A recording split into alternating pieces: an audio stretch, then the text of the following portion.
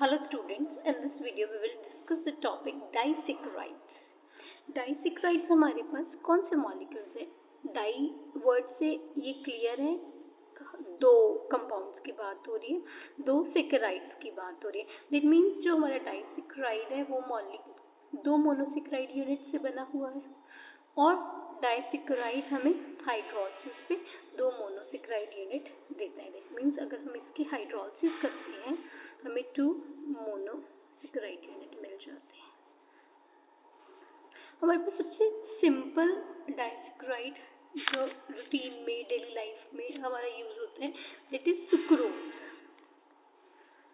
Sucrose जो हमारा है हाइड्रोलिसिस पे हमें एक ग्लूकोज मॉलिक्यूल एंड एक फ्रक्टोज मॉलिक्यूल देता है. ग्लूकोज हमें पता है C6H12O6, फ्रक्टोज भी सेम मॉलिक्यूलर फॉर्मूला का होता है. ये इन दोनों को अगर हम कंबाइन करेंगे दैट मीन्स इन दोनों को कंबाइन मोनोसेक्राइड से हमारा डाइसेक्राइड बन रहा है. ये दोनों जब कंबाइन होते हैं वाटर मॉलिक्यूल का लॉस होता है. ये दोनों कंबाइन हुए मेरे पास फॉर्मूला क्या है C12H24O12. एक वाटर मॉलिक्यूल लूज हो गया, हम यहाँ शॉर्ट में लिख रहे हैं. इसमें से अगर एक वाटर मॉलिक्यूल निकल जाए तो मेरे पास क्या आ जाएगा C12H22O11. तो हमारे पास जो सुक्रोज मॉलिक्यूल है उसका मॉलिक्यूलर फॉर्मूला ये आ गया. हाइड्रोलिसिस पे ग्लूकोज फ्रक्टोज देता है और ग्लूकोज फ्रक्टोज से हमारा सुक्रोज मॉलिक्यूल बन जाता है. अब सुक्रोज हमारा नेचर में सबसे बहुत कॉमन है, बहुत ज़्यादा अमाउंट में पाया जाता है और कॉमनली ये कहाँ पे मिलता है हमें? ये मॉलिक्यूल हमें कॉमनली फ्रूट्स में, जो हम सीरियल्स खाते हैं, कॉमनली शुगर केन में ये मिलता है. शुगर केन में नियरली 15 to 20% हमारे पास सुक्रोज मॉलिक्यूल होता है. इसके साथ साथ बीट रूट्स में भी, शुगर बीट्स में भी ये काफ़ी अमाउंट में पाया जाता है. शुगर बीट्स में ये 10 to 17% होता है. ये मॉलिक्यूल वाइट कलर का क्रिस्टलाइन सॉलिड होता है एंड वाटर सॉल्युबल होता है. वाटर सॉल्युबल फॉर्म है एंड इसका मेल्टिंग पॉइंट नियरली 453 केल्विन के आसपास होता है. ये कंपाउंड ऑप्टिकली एक्टिव है और ये मॉलिक्यूल की optical rotation 60.5 degree plus that is dextrorotatory nature का. देन उसके बाद ये मॉलिक्यूल हाइड्रोलिसिस पे हमें क्या देता है? Glucose and fructose. ये मॉलिक्यूल हाइड्रोलिसिस पे हमें ग्लूकोज एंड फ्रक्टोज यूनिट देता है. सुक्रोज की हमारे पास ऑप्टिकल रोटेशन 60.5 डिग्री है. ग्लूकोज हमारे पास अल्फा एंड बीटा दोनों फॉर्म में एग्जिस्ट करता है और जब हमारे पास alpha form beta equilibrium mixture mutarotation show करती है तो हमारे पास उसकी जो स्पेसिफिक रोटेशन है वैल्यू 52.7 डिग्री आता है. ऐसे ही फ्रक्टोज मॉलिक्यूल है, उस केस में भी हम डिस्कस कर चुके हैं. हमारे पास अल्फा एंड बीटा फॉर्म है, म्यूटा रोटेशन दैट इज हमारे पास ऑप्टिकल रोटेशन इतनी आ जाती है. अब मेरे पास सुक्रोज मॉलिक्यूल है, उसकी ऑप्टिकल रोटेशन की वैल्यू 60.5 है. ये form mixture of both this form देते हैं ऑन हाइड्रोलिसिस. तो मेरे पास अगर मैं दोनों मॉलिक्यूल्स की ऑप्टिकल रोटेशन ओवरऑल देखूं तो मेरे पास माइनस में आ जाएगी ना ऑप्टिकल रोटेशन. मीन्स मेरे पास इन्वर्जन होगी. मेरे पास सुक्रोज मॉलिक्यूल था, उसके इसमें डेक्सोरोटेटरी नेचर था. जब उसकी हाइड्रोलिसिस हुई वो बन गया, इन्वर्जन हो गई। तो मेरे पास इसको, इस फिनोमिना को हम क्या कह देते हैं, इन्वर्जन ऑफ शुगर। सुक्रोज को हम क्या कह देते हैं, इन्वर्ट शुगर। मीन्स जब ये मॉलिक्यूल हाइड्रोलाइज होता है तो हमारे पास इसकी जो स्पेसिफिक रोटेशन है डेक्सो से लीवो हो जाती है, बिकॉज दो जो पार्ट मॉलिक्यूल्स बन रहे हैं उनका अगर मैं ओवरऑल ऑप्टिकल रोटेशन ऐड करूं तो मेरे पास लीवो नेगेटिव लेफ्ट डायरेक्शन में जाती है। तो इस फिनोमिना को इन्वर्जन ऑफ शुगर कहते हैं, और ये शुगर को हम क्या कह देते हैं, इन्वर्ट शुगर। हमारी सुक्रोज की ऑप्टिकल रोटेशन की डायरेक्शन चेंज हो जाती है ऑन हाइड्रोलिसिस, साथ में उसकी स्वीटनेस से भी इफेक्ट होता है। जो हमारा सुक्रोज मॉलिक्यूल है, जो हमारे पास स्वीटनेस इंडेक्स है, सुक्रोज के केस में हमारे पास वो इंडेक्स स्वीटनेस का वैल्यू 100 होती है। ये मॉलिक्यूल हमें ग्लूकोज देता है एंड फ्रक्टोज देता है। ग्लूकोज मॉलिक्यूल की जो हमारे पास स्वीटनेस है 73 होती है, फ्रक्टोज की 173 हो जाती है, और ये दोनों फॉर्म्स की जो हमारे पास कंबाइंड है 130 आती है। क्योंकि तो जब हमारे पास ये मॉलिक्यूल हाइड्रोलाइज हो रहा है, वन इज ऑप्टिकल रोटेशन की डायरेक्शन चेंज हो रही है, डेक्सो से लीवो बन रहा है। Second is sweetness, sucrose on hydrolysis ज़्यादा स्वीटर हो जाता है as compare to before hydrolysis. तो ये हमारे पास सुक्रोज की प्रॉपर्टीज थी। देन उसके बाद हमारे पास है, अगर इस मॉलिक्यूल की हम एसिटाइलेशन करते हैं, कोई भी एल्कोहल मॉलिक्यूल की हम एसिटाइलेशन करें एनहाइड्राइड के साथ या एसिड क्लोराइड के साथ, हमें क्या मिलता है, एस्टर्स मिल जाते हैं। सुक्रोज के केस में जब हम एसिटाइलेशन करते हैं तो हमें ऑक्टा एसीटेट कंपाउंड मिलता है। वहां से ये क्लियर होता है, इसमें 8 हमारे OH ग्रुप प्रेजेंट है। हम कह रहे हैं हमारे पास ग्लूकोज एंड फ्रक्टोज है। ग्लूकोज एंड फ्रक्टोज की अगर हमने स्ट्रक्चर देखी, यहाँ पे एक एल्डिहाइड ग्रुप था ग्लूकोज में, 1 एल्डिहाइड वाली कार्बन थी और 5 हमारी OH वाली कार्बन थी। फ्रक्टोज में एक हमारी कार्बोनाइल वाली कार्बन थी 1, 5 हमारी OH है, टोटल 10 हो गए ना। बट ये दोनों मॉलिक्यूल भी तो आपस में ज्वाइंट है ना। कैसे ज्वाइंट है, 2 OH ग्रुप वाटर यूज कर देते हैं, विच मीन्स टोटल मेरे 10 हो गए, 2 OH मेरे आपस में ज्वाइनिंग में यूज हो गए, तो टोटल मेरे पास 8 OH ग्रुप हो गए। 8 OH ग्रुप है तो ये फॉर्म मुझे ऑक्टा एसीटेट, 8 OH की जगह हमारे पास एस्टर आ जाता है। देन उसके बाद ऑक्सीडेशन, सुक्रोज मॉलिक्यूल की जब हम ऑक्सीडेशन करते हैं विथ कॉन्सेंट्रेटेड नाइट्रिक हमारा कार्बन कार्बन बॉन्ड भी ब्रेक कर देता है, तो यहाँ पे हमें ऑक्सैलिक एसिड मिलता है। देन उसके बाद हमारे पास नेक्स्ट है डिहाइड्रेशन। इट इज जब हम इस मॉलिक्यूल को कॉन्सेंट्रेटेड सल्फ्यूरिक एसिड के साथ ट्रीट करते हैं, हमारी चेयरिंग हो जाती है, हमारे पास ब्लैक कलर का सॉलिड मास हो जाता है। दैट इज हमारे पास वहाँ पे जो कंपाउंड है वो कार्बन, सुक्रोज कार्बन, साथ में वाटर मॉलिक्यूल देता है। ये कार्बन फर्दर कार्बन डाइऑक्साइड दे देती है और H2SO4 SO2 गैस मॉलिक्यूल दे देता है। तो ये हमारे पास इसकी फिजिकल प्रॉपर्टीज थी। देन उसके बाद हमारे पास स्ट्रक्चर ऑफ सुक्रोज। हमारा सुक्रोज में हम कह रहे हैं एक ग्लूकोज मॉलिक्यूल है, एक फ्रक्टोज मॉलिक्यूल है, दोनों आपस में जुड़े हुए हैं। कहाँ से जुड़े हुए हैं, क्या स्टीरियोकेमिस्ट्री है, वो सारी प्रॉपर्टीज हमने डिस्कस करनी है स्ट्रक्चर में। हम ऑलरेडी डिस्कस कर चुके हैं, मॉलिक्यूलर फॉर्मूला इस मॉलिक्यूल का ये है। सबसे पहले हमारी ये शुगर नॉन रिड्यूसिंग है, नॉन रिड्यूसिंग या रिड्यूसिंग शुगर हम कैसे चेक करते हैं? टोलन रिएजेंट के साथ या फेलिंग सोल्यूशन के साथ हम ट्रीट करते हैं। टोलन रिएजेंट में हमारे पास सिल्वर मिरर टेस्ट आ जाता है, सिल्वर कलर के सॉलिड आ जाते हैं टेस्ट ट्यूब की साइड में। जब सुक्रोज को हम टोलन के साथ ट्रीट करते हैं कोई रिएक्शन नहीं होती।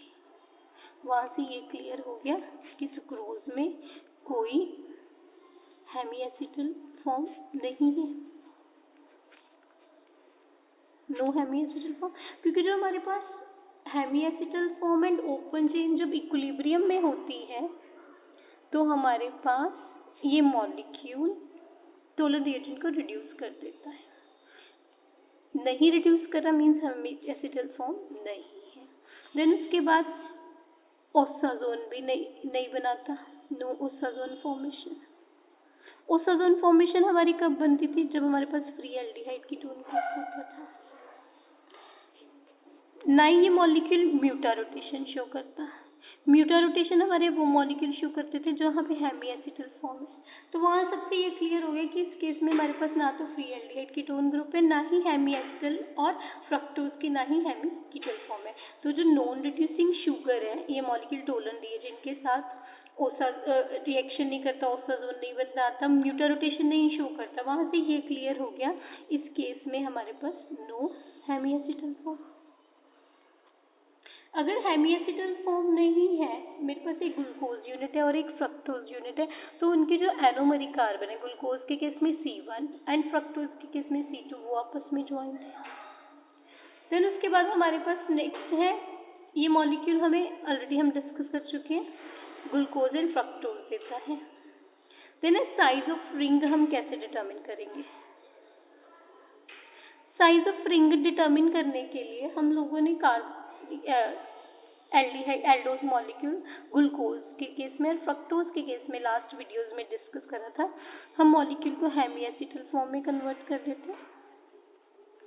देन उसके बाद हम उसके एग्जॉस्टिव मिथाइलेशन करते हैं।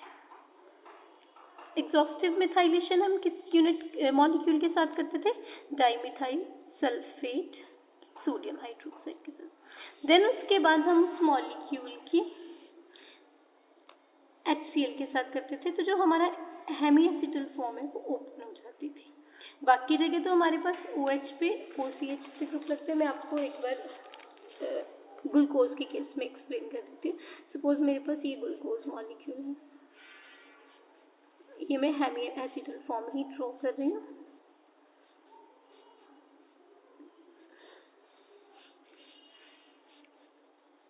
हेमीएसिटल फॉर्म थी, उसकी हम जब एग्जॉस्टिव मिथाइलेशन करी डाइमिथाइल सल्फेट के साथ हमने ट्रीट करा in the presence of base, तो हमारे पास यहाँ पे हर कार्बन पे क्या आ जाते थे? ईथर।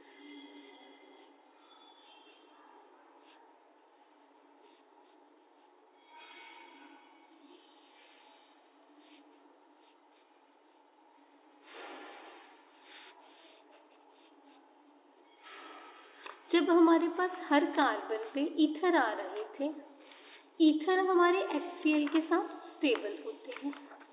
ईथर मॉलिक्यूल HCl के साथ क्लीवेज नहीं करते। जो हमारा हेमीएसिटल बॉन्ड है या एसिटल बॉन्ड है वो हमारे पास क्लीवेज कर देते हैं। तो हमारे पास जब हमने इसको HCl के साथ ट्रीट करा तो हमारे पास हेमीएसिटल वाला बॉन्ड ओपन हो गया, बाकी सारे बॉन्ड्स हमारे ओपन नहीं हुए। तो हमारे को जब हमने इसको डाइल्यूट HCl के साथ ट्रीट करा, ये मेरी हेमीएसिटल वाली लिंकेज ओपन होगी, बाकी OCH3 group as it is रह गए हमारे। तो मेरे पास यहाँ पे क्या मॉलिक्यूल आ गया था? Aldehyde COCH3H COCH3H OCH3H OH CH2OCH3।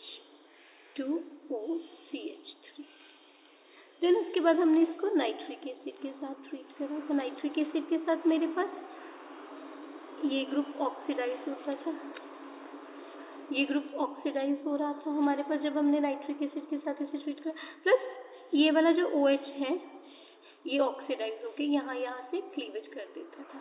हमारे पास कितने नंबर वाला कार्बोक्सिलिक एसिड आया, वहाँ से हमें ये आइडिया लग जाता था मेरे पास हेमी एसिटल कौन कौन सी कार्बन OH एंड एल्डिहाइड के साथ बना है। जब हमने यहाँ पे नाइट्रिक एसिड के साथ ट्रीट करा, मेरे पास इस केस में एक तो यहाँ कार्बोक्सिलिक एसिड आ गया,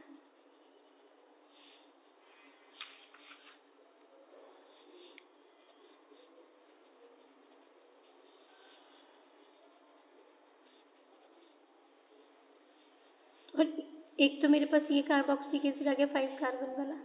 अगर मेरा यहाँ से बॉन्ड क्लीव हुआ है, यहाँ से क्लीव हुआ है, तो मेरा 4 वाला कार्बोक्सिलिक एसिड था। अगर मुझे ये दोनों का मिक्सचर मिल रहा है, तो मेरे पास जो हेमी एसिटल है ये और इन दोनों ग्रुप्स के बीच में मैंने ये फर्स्ट वाला एल्डिहाइड एंड फिफ्थ वाली कार्बन, तो ऐसे ही हमारे पास सुक्रोज मॉलिक्यूल की स्ट्रक्चर स्टेब्लिश करेगी। अभी हमने डिस्कस करा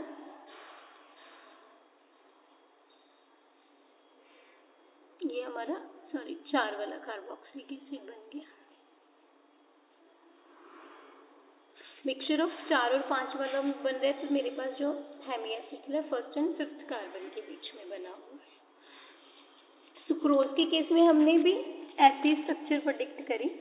हेमी एसिटल फॉर्म ऑलरेडी थी, उसकी एग्जॉस्टिव मेथाइलेशन कर दी, मीन्स मेरे पास ग्लूकोज एंड फ्रक्टोज यूनिट आपस में ज्वाइंड है, उनकी वो मेरे हेमी एसिटल फॉर्म में या एसिटल फॉर्म में अभी हम प्रेडिक्ट करेंगे स्ट्रक्चर में। देन उसके एग्जॉस्टिव मेथाइलेशन करके उसे HCl के साथ देन नाइट्रिक एसिड के साथ ट्रीट करके वहाँ से ये प्रेडिक्ट करा गया मेरे पास कितने नंबर के कार्बोक्सिलिक एसिड मॉलिक्यूल मिल रहे हैं। जितना नंबर का कार्बोक्सिलिक एसिड मॉलिक्यूल मिल रहे हैं मीन्स मेरे पास वहाँ से ये क्लियर हो गया हेमी एसिटल कौन कौन सी कार्बन के बीच में, और मेरा जो aldehyde and fructose and glucose unit है वो आपस में किस पॉइंट पे ज्वाइंड है। तो जब सुक्रोज मॉलिक्यूल की एग्जॉस्टिव मिथाइलेशन करी, उस केस में हमें ऑक्टा मिथाइलेशन करी, हमने कौन सी कंडीशन यूज करी, dimethyl sulphate in the presence of base, वहां पे मेरे पास ऑक्टा मिथाइल कंपाउंड मिल गया। देन उसको डाइल्यूट HCl के साथ करा ट्रीट, मेरे पास जो हेमी एसिटल फॉर्म्स है वो होगी। वहां से मुझे 2 यूनिट्स मिले। ग्लूकोज के केस में कौन सा यूनिट मिला, ग्लूकोज के केस में मुझे जो फॉर्म मिली हेमी एसिटल फॉर्म, वो 6 मेंबर रिंग शो कर रही थी। फ्रक्टोज के केस में हमें जो हेमी कीटल फॉर्म मिली वो 5 मेंबर रिंग शो कर रही थी। 6 मेंबर रिंग है मेरा C1 carbon and C5 carbon के बीच में बॉन्ड है। 5 मेंबर रिंग है तो मेरा C2 फ्रक्टोज के केस में anomeric carbon C2 and C5 के बीच में बॉन्ड हो गया। वहां से मुझे ये प्रेडिक्ट हो गया रिंग साइज से कि इस केस में जो ग्लूकोज एंड फ्रक्टोज है, glucose 6 member ring that is pyranose form और फ्रक्टोज फ्यूरानोज फॉर्म में एग्जिस्ट करती है। देन उसके बाद है मेरे पास ये मॉलिक्यूल में ग्लूकोज या फ्रक्टोज अल्फा फॉर्म में है या बीटा फॉर्म में है, कैसे प्रेडिक्ट करा गया। अलग अलग एंजाइम्स अलग अलग अल्फा बीटा फॉर्म्स को हाइड्रोलाइज कर देते हैं। जो हमारे पास ग्लाइकोसाइडिक लिंकेज होती है, ग्लाइकोसाइड लिंकेज हम ऑलरेडी कर चुके हैं एनोमरिक कार्बन के किसी अल्कोहल के साथ है। जब मेरे पास ग्लूकोज मॉलिक्यूल होता है तो ग्लूकोसाइड होता है, फ्रक्टोज होता है, फ्रक्टोसाइड हो जाता है, जर्नल इसको हम ग्लाइकोसाइड बॉन्ड देते हैं। जब हमने ये सुक्रोज मॉलिक्यूल को माल्टेज एंजाइम के साथ ट्रीट करा तो ये फॉर्म हमारी हाइड्रोलाइज हो गई। अब जो मेरे पास माल्टेज के साथ हमेशा alpha ग्लूको form, alpha ग्लूको पायरानोसाइड form hydrolyse होते, वहां से ये क्लियर हो गया मेरा ग्लूकोज में अल्फा फॉर्म है।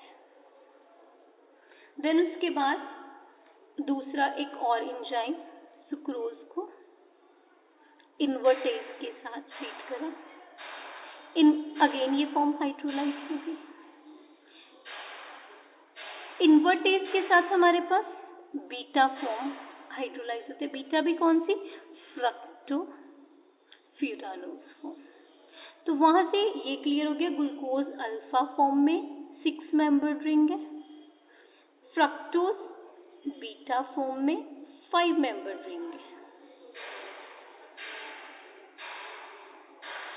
हमें ऑलरेडी ये पता चल गया, ग्लूकोज 6 मेंबर रिंग है, फ्रक्टोज 5 मेंबर रिंग है। ग्लूकोज के केस में अल्फा लिंकेज है, फ्रक्टोज के केस में बीटा लिंकेज है। और ये मॉलिक्यूल रिड्यूसिंग शुगर नहीं है, मींस इसके हेमी एसिटिल कीटल फॉर्म नहीं है। That means glucose and fructose आपस में C1 एंड C2, ग्लूकोज की C1 कार्बन एंड फ्रक्टोज की C2 कार्बन से ज्वाइंट है। तो हमारे पास ग्लूकोज और फ्रक्टोज दोनों मॉलिक्यूल की स्ट्रक्चर आ गई। सुक्रोज में वो हमारे कैसे ज्वाइंट है हम इजीली प्रेडिक्ट कर सकते हैं। दैट मीन्स हमारे पास सुक्रोज मॉलिक्यूल की स्ट्रक्चर क्या आ जाएगी, हमें ग्लूकोज अल्फा फॉर्म में देनी है। पहले मैं हेमी एसिटल फॉर्म दे रही हूँ, फिर मैं उनको ज्वाइन करके आपको एसिटल फॉर्म दिखाऊंगी कैसे है।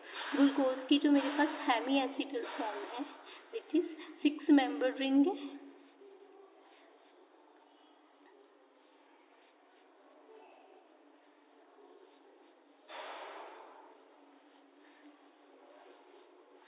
First carbon and fifth carbon, ये मेरे पास ग्लूकोज यूनिट हो गया सुक्रोज में।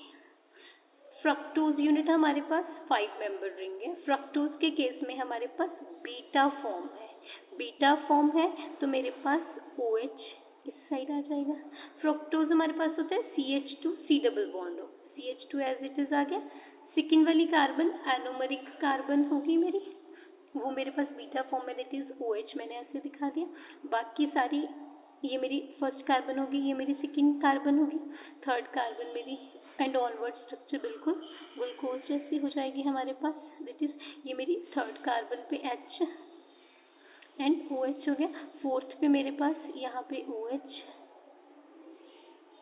एंड फिफ्थ पे हमारे पास 5 मेंबर रिंग बन गए। तो फ्रक्टोज की second carbon and fourth carbon में हमारे पास हेमी कीटल फॉर्म हो जाएगी। 6 कार्बन हमारे पास यहाँ पे अगेन। तो ये फ्रक्टोज के केस में मेरे पास बीटा फॉर्म है। अल्फा फॉर्म मेरी राइट हैंड साइड वाली होती है, beta form left hand side OH group की होती है। ग्लूकोज के केस में 6 मेंबर्ड फॉर्म है, इसमें मेरी 4 कार्बन 5 ऑक्सीजन 5 मेंबर्ड फॉर्म है। दोनों में हेमी फॉर्म नहीं है, दोनों हेमी फॉर्म नहीं है तो दोनों आपस में कैसे ज्वाइंट है, इसका anomeric carbon which is C1 carbon, इसके C2, ये दो OH मॉलिक्यूल एक वाटर लूज करके मेरे पास यहाँ पे क्या लिंकेज आ जाएगी, मैं रेड से शो कर रही हूँ। मेरा वाटर निकल गया तो मेरे पास ये मॉलिक्यूल ऐसे ज्वाइन हो गया। OH जो मैंने फॉर्म दिखाई दोनों की हेमी एसिटल फॉर्म दिखाई, बट एक्चुअल में मेरे पास ये मॉलिक्यूल कीटल फॉर्म में, दैट्स व्हाई नॉन रिड्यूसिंग है। तो मेरे पास ये फिशर प्रोजेक्शन आ गई ग्लूकोज की, सुक्रोज की। फिशर प्रोजेक्शन से हम हेवर्ट प्रोजेक्शन भी ड्रॉ कर सकते हैं। हेवर्ट प्रोजेक्शन ड्रॉ करने के लिए हम कहते हैं glucose 6 member it is pyranose form में। हम कैसे शो करते हैं, जो इस साइड वाले ग्रुप में वो नीचे साइड में, लेफ्ट हैंड साइड वाले ऊपर साइड में। यहाँ पे OH है, ये मैं O दिखा रही हूँ, तो फिर वाटर निकल के हमारे पास एसिटल फॉर्म आ जाएगी ना, हेमी फॉर्म नहीं रहेगी। इधर मेरा ऊपर H हो गया, बाकी स्ट्रक्चर हम ऊपर नीचे वही ग्रुप्स इजीली ड्रॉ कर सकते हैं।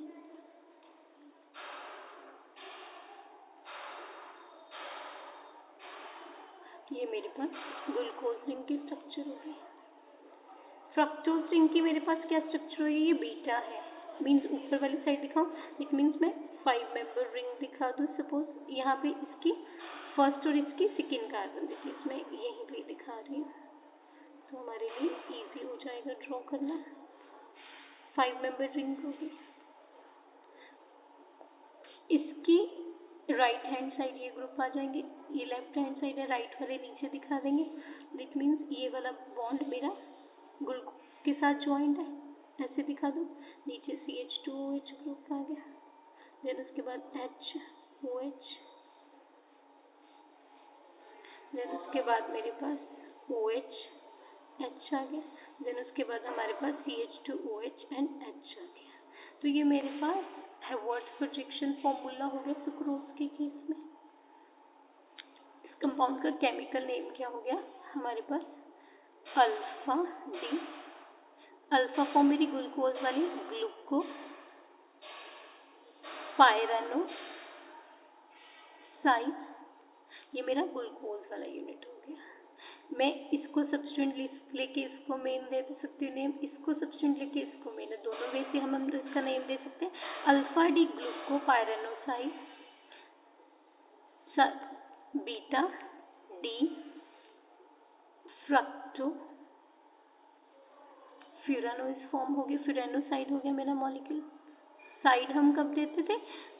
ग्लाइकोसाइड में, क्योंकि ये ग्लाइकोसाइड मॉलिक्यूल है ना हमारा, ये इसकी एनोमरिक और इसकी एनोमरिक कार्बन आपस में ज्वाइन है। सिमिलरली यहाँ पे मेरा ग्लूकोज वाला यूनिट सब्स्टिट्यूएंट हुआ, अब फ्रक्टोज वाला यूनिट सब्स्टिट्यूएंट हुआ, तो मेरे पास क्या नेम आ गया? Beta D fructofuranoside alpha D glucopyranoside हो गया। तो ये मेरे पास कंप्लीट स्ट्रक्चर होगी, ग्लूकोज और फ्रक्टोज दोनों आपस में ज्वाइन है इन केस ऑफ सुक्रोज। अब हमारे पास ये जो डाइसेक्राइड आया, हाइड्रोलिसिस से दोनों ही हमें, यहाँ पे हमारा सुक्रोज मॉलिक्यूल है, ग्लूकोज एंड फ्रक्टोज दे रहा है, इट इज दोनों ही हमें कार्बोहाइड्रेट मॉलिक्यूल दे रहा है।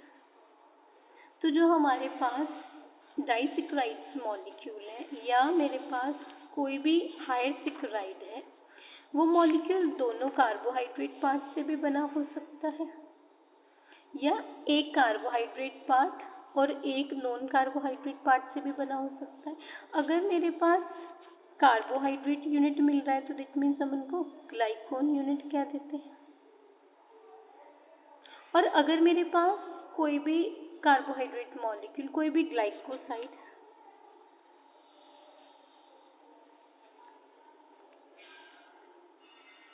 नॉन कार्बोहाइड्रेट पार्ट भी दे, एक कार्बोहाइड्रेट यूनिट दे दे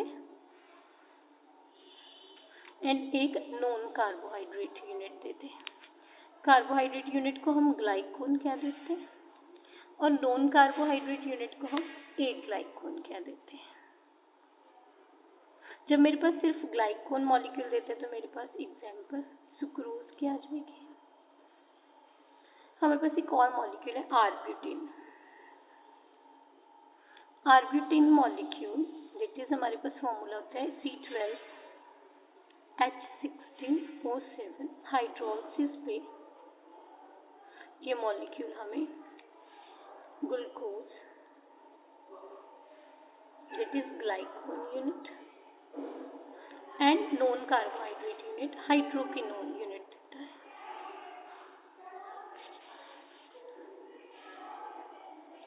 एक ग्लाइकोन पार्ट हो गया, एक ग्लाइकोन दैट मीन्स हमारे पास फिनोल टाइप मॉलिक्यूल्स हो गए, एल्कोहल्स हो सकती हैं, दैट मीन्स एक ग्लाइकोन हमारे पास किसी भी ग्लाइकोसाइड में एल्कोहल यूनिट हो सकता है, जो हमने फ्रक्टोसाइड ग्लूकोसाइड में करा। फिनोल्स हो गए और अमीन्स पार्ट हो सकते हैं एक ग्लाइकोन में हमारे। तो ये हमारे पास सुक्रोज की डिटेल स्ट्रक्चर थी। देन उसके बाद हमारे पास नेक्स्ट मॉलिक्यूल है डाइसेक्राइड दैट इज माल्टोज।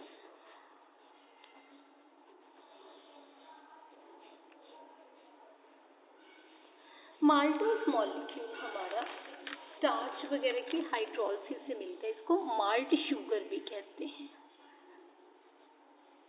ये हमारी सीड्स में या सीरियल्स में होता है। सीरियल से हमारे पास अनाज आ जाता है। ये मॉलिक्यूल स्टार्च की जब हम हाइड्रोलिसिस करते हैं तो हमें माल्टोज मिल जाते हैं। माल्टोज हमारा डाइसेक्राइड है, डाइसेक्राइड है हाइड्रोलिसिस पे ये हमें मोनोसेक्राइड देगा। कौन कौन से यूनिट देता है कि ग्लूकोज यूनिट देता है। इट मीन्स इस केस में 2 ग्लूकोज यूनिट आपस में ज्वाइंट है। ये हमारा मॉलिक्यूल वाइट कलर का सॉलिड क्रिस्टलाइन सॉलिड होता है, वाटर सॉल्युबल होता है। देन उसके बाद ये मॉलिक्यूल म्यूटा रोटेशन शो करता है। म्यूटा रोटेशन शो कर रहा है दैट मीन्स इस केस में anomeric carbon hemiacetal hemiketal form में। हम कह रहे ग्लूकोज यूनिट है, glucose means hemiacetal form होगी।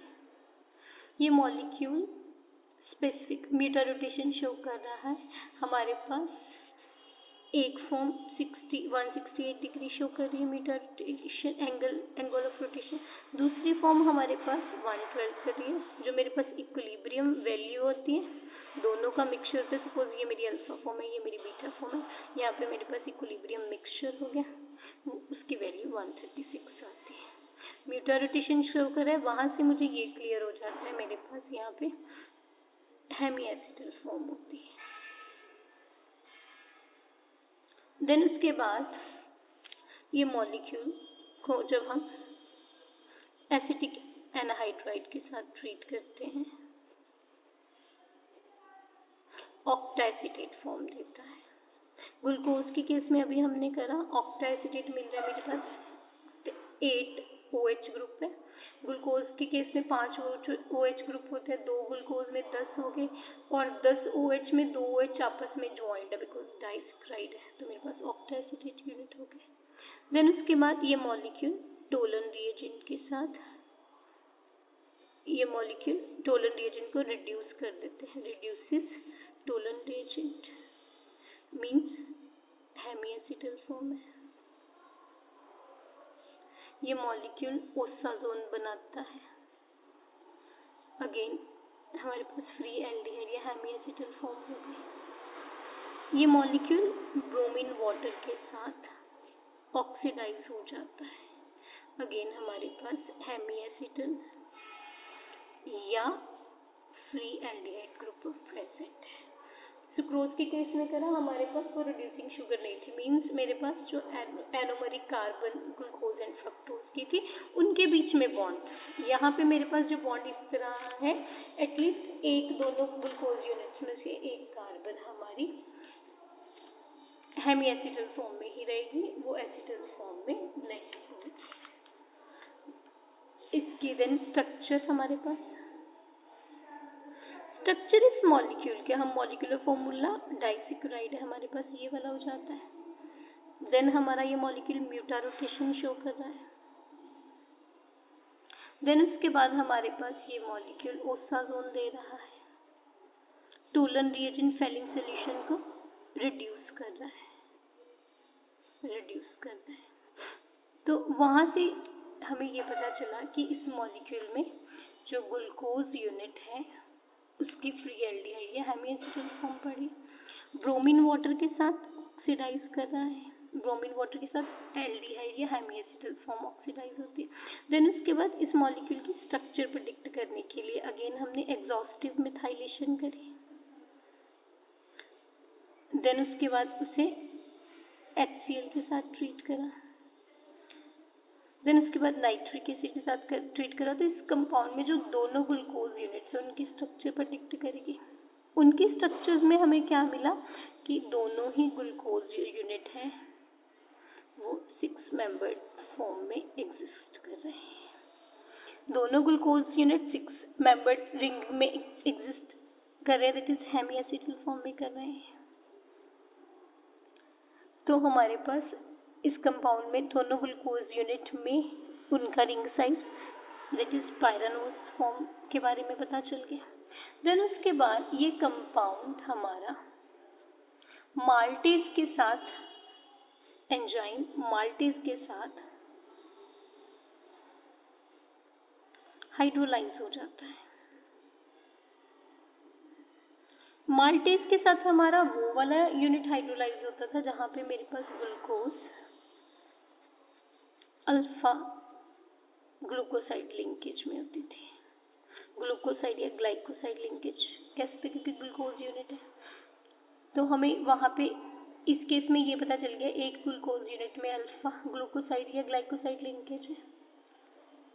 देन उसके बाद हमें ये पता चला कि यहाँ पे जो हमारे पास C1 कार्बन है नॉन रिड्यूसिंग है, वो C4 ऑफ रिड्यूसिंग यूनिट से कनेक्टेड है। रिड्यूसिंग यूनिट मीन्स मेरे पास वो हेमीएसिटल फॉर्म में है, दूसरा एसिटल फॉर्म में। एसिटल फॉर्म में है तो एक ग्लूकोज यूनिट की फर्स्ट कार्बन दूसरे के फोर्थ कार्बन से ज्वाइंट है। तो हमारे पास यहाँ पे सुक्रोज माल्टोज मॉलिक्यूल की स्ट्रक्चर पे डिक्ट होगी। हमारे पास क्या क्या पॉइंट्स आ गए यहाँ पे। माल्टोज मॉलिक्यूल हाइड्रोलिसिस से हमें 2 ग्लूकोज यूनिट दे रहा है। दोनों ग्लूकोज यूनिट 6 मेंबर्ड फॉर्म में है। माल्टेज एंजाइम के साथ रिएक्ट करें मीन्स एक अल्फा ग्लाइकोसाइड लिंकेज में एंड जो अल्फा ग्लाइकोसाइड लिंकेज में है उसकी जो मेरी एनोमरिक कार्बन है C1, दूसरी जो रिड्यूसिंग यूनिट है हेमीएसिटल फॉर्म में है उसकी C4 कार्बन से ज्वाइंट है। तो मेरे पास माल्टोज की स्ट्रक्चर क्या आ गई। हमने एक रिड्यूसिंग हेमीएसिटल फॉर्म ड्रॉ करी 6 मेंबर। मेरे पास हेमीएसिटल फॉर्म COH 6 कार्बन है ग्लूकोज की हम ड्रॉ कर सकते हैं, that is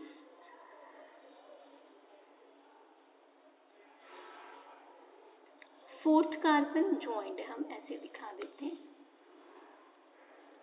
fifth carbon हेमीएसिटल form में है। ये मेरे पास एक ग्लूकोज का यूनिट हो गया। माल्टोज में ग्लूकोज यूनिट है, 6 मेंबर्ड रिंग है, नॉन रिड्यूसिंग है। नॉन रिड्यूसिंग 6 मेंबर्ड रिंग है मेरी और इसकी C4 कार्बन दूसरे ग्लूकोज यूनिट की C1 कार्बन से ज्वाइंट है। ये मेरा नॉन रिड्यूसिंग रिड्यूसिंग यूनिट आ गया ना, दूसरा मेरा रिड्यूसिंग यूनिट आ गया, नॉन रिड्यूसिंग आ जाएगा। नॉन रिड्यूसिंग है तो वो वहाँ पे मेरे पास एसिटल फॉर्म है और उसकी अल्फा लिंकेज है। अल्फा लिंकेज मीन्स यहाँ पे वो कनेक्टेड है फोर्थ कार्बन से। बाकी फॉर्म की मैं क्या बना दूंगी 6 मेंबर हेमीएसिटल, यहाँ पे एसिटल फॉर्म हो जाएगी।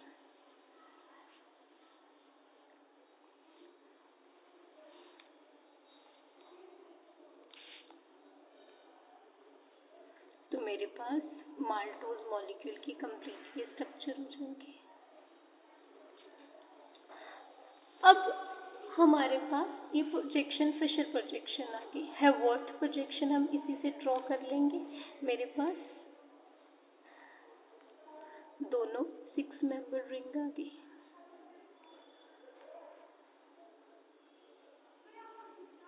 सॉरी यहाँ पे ऑक्सीजन आ गया, ये तो कार्बन है हमारी।